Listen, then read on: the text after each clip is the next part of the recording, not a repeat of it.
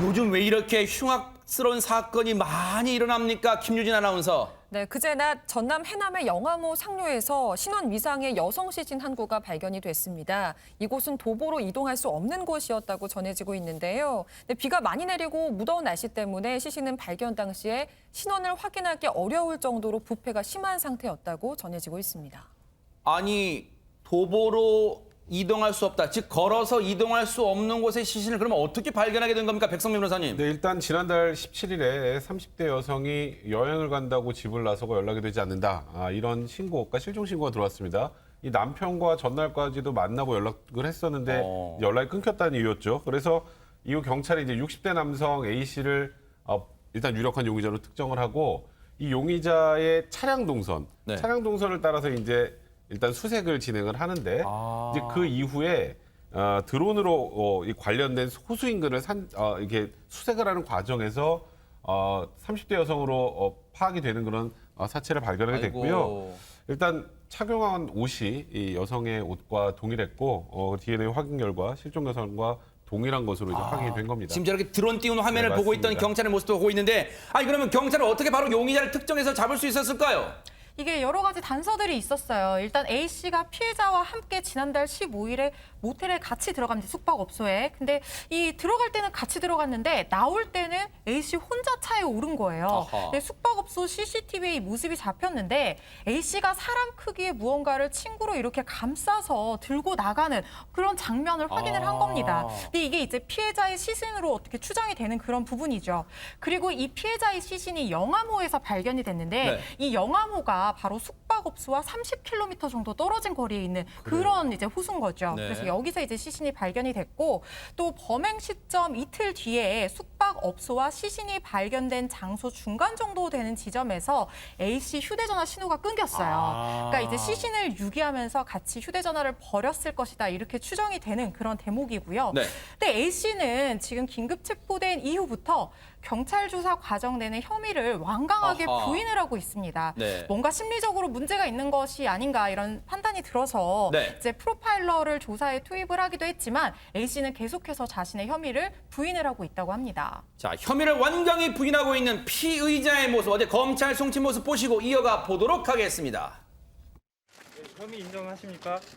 왜 살해하셨나요? 피해자한테 미안하지 않으신가요? 돈 문제 때문에 혹시 살해하신 건지 한 말씀 해주시죠. 피해자한테 한 말씀 부탁드립니다. 피해자한테 미안하지 않으세요? 돈 문제 때문이 맞습니까? 잠시만요. 들어가겠습니다. 한 말씀만 해주세요. 살해했습니다. 살해 안 하셨어요?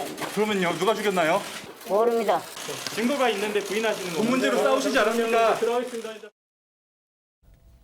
옷가지와 두 손으로 자신의 얼굴을 꽁꽁 가린 모습이 참 진짜 가관입니다. 그런데 지금 경찰은 저 사람은 완강히 혐의를 부인하고 있는데 이 사람을 용의자로 특정한 이유가 있을까요? 네, 그렇습니다. 지금 경찰은 이제 가해자하고 피해자에 있어서의 그 관계를 추적을 하는 과정에서 이 피해 여성이 이 가해자하고 이전에 직장 동료였다라고 하는 사실, 그리고 이제 이 그 피해자의 남편이 있지 않습니까? 네. 그 남편과 사제지간이었다라고 하는 충격적인 소식이 들려오고 있습니다. 그래서 지금 이제 그것뿐만 아니라 이 경찰은 피해자가 이제 현금으로 가지고 있던 2억 2천이라고 하는 이 돈의 일부가 바로 이 A 씨에게 흘러 들어간 정황이 있기 때문에 혹시 이 금전 문제로 다투는 과정에서 피해자를 살해한 것은 아닐까라고 추정을 하고 수사 중입니다. 네.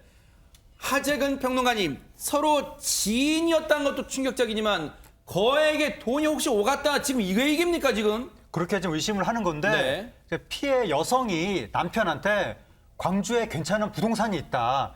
믿을 만한 사람이 있다. 믿어달라 이렇게 얘기를 했다는 거예요. 네. 그래서 남편이 그 얘기를 듣고 2억 2천만 원을 줬는데 그 2억 2천만 원을 준 그날의 피해자가 이 A 씨를 만났다고 하는 겁니다. 남편이 피해자에게 현금, 그것도 현금이에요. 2억 2천만 원을 건넸어요. 그런데 그러면 그 2억 2천만 원은 대체 어디에 있습니까? 현장에서 발견됐습니까? 허주현 변호사님? 아니요, 이게 2억 2천만 원 행방이 지금 묘연한 상황입니다. 이게 계좌이체 내역이 없는 현금, 말 그대로 돈다발이기 때문에 결국에는 이 돈뭉치가 발견이 돼야지 행방을 찾을 수가 있다는 건데 아직까지는 발견이 되고 있지 않다고 합니다. 자, 일단 경찰 얘기 좀 들어보시고 이어가 보도록 하겠습니다. 7월 29일 날 그 피해자가 남편으로부터 2억 2천만 원 가량의 현금을 가지고 나갔습니다. 그 당시에 피의자를 그 만난 정황을 가지고 했고 그 돈 문제로 인해서 다툼이 생겨서 이렇게 살해하지 않았나 그렇게 의심하고 있는데 그 추가적인 부분은 더 수사를 해봐야 알겠습니다. 자, 그런데 피해자가 남긴 게 있다면서요, 백성문 변호사님. 네, 영화모에서 발견된 시신에는 이제 남편에게 쓴 편지가 2통이 있었다고 하고요. 이 밖에도 이 피해자가 우편을 통해서 남편에게 이 15일, 그러니까 A 씨랑 만났던 이 날에 남편에게 헤어지자는 내용의 편지 3통을 보내고 연락이 두절이 됐다고 하는데, 첫 번째, 과연 이게 피해자가 자발적으로 쓴 걸까? 어찌 보면 가해자가, 그러니까 지금 용의자가 이제 피해자가 마치 이런 편지를 쓰고 잠적한 것처럼 보이게 만들려고 한 것이 아닐까? 지금 이런 부분들 때문에 필적 감정 토대로 여러 가지 지금 확인하고 있고요. 네. 근데 이런 뭐 관련해서 피의자가 네. 좀 범행을 좀 부인하지만 혐의 입증은 가능한 상황이라고 지금 아하. 밝히고 있는 상황입니다. 네. 이 사건도 따라붙어 보도록 하겠습니다.